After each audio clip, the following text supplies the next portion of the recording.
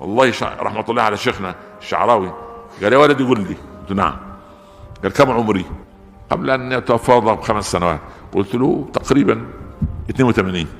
قال لي كويس. قال لي انا من عام فقط فهمت كلمة في كتاب الله، من سنة واحدة، كلمة عتية، وقد بلغت من الكبر عتية. الريح العاتية يعني ما معنى ريح عاتية؟ يعني شديدة، صح ولا لا؟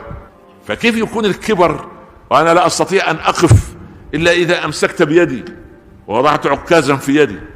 فاين الكبر العتي؟